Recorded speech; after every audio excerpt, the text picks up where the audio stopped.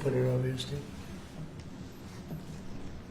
Next, sir, we have an executive order on TikTok. From the first days of your administration, you've charged a team from your administration, led by Vice President Vance, with ensuring that we can preserve TikTok as a platform for the 170 million Americans who use it, while ensuring that their data is properly protected as required by law. With this executive order, you will be effectively bringing into effect the agreement that will save TikTok and ensure that it can operate safely and securely.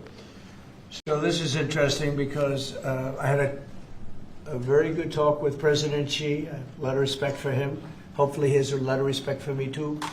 And we talked about TikTok and other things, but we talked about TikTok, and he gave us the go-ahead. You know, it's run by American investors and American companies, great ones, great investors, the biggest. You don't get bigger, I don't imagine. And maybe I'll have JD. JD was very much involved and in charge of it. And maybe I'll have you say a few words about the deal. He would report back, and the points of the deal, I think, are great for our country.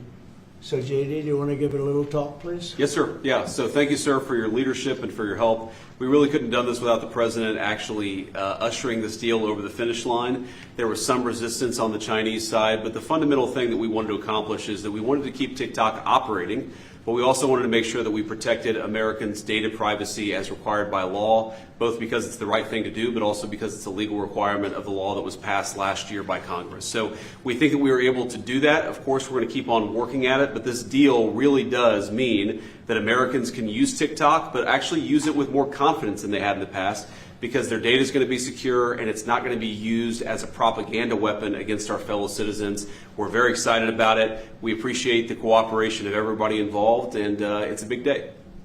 And I think I can say that especially the young people, they really wanted this to happen. They did not want to have TikTok close. And I got, a little used to TikTok. I used it myself during the campaign, and it was very successful because you know how I did with the young voter.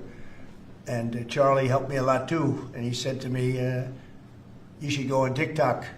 And it actually had, because we got record votes with the young voter, as you know, for the election. So I was a little bit prejudiced in that way toward TikTok. It was very good and very meaningful. But we have American investors taking it over, running it, highly sophisticated, including Larry Ellison.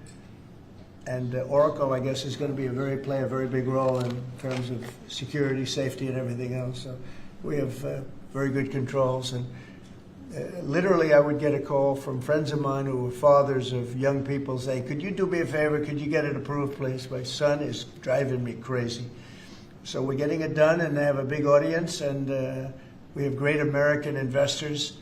And here's your final copy. TikTok. Maybe if you want, we could take a couple of questions on TikTok, and then we're going to get onto something completely different, okay?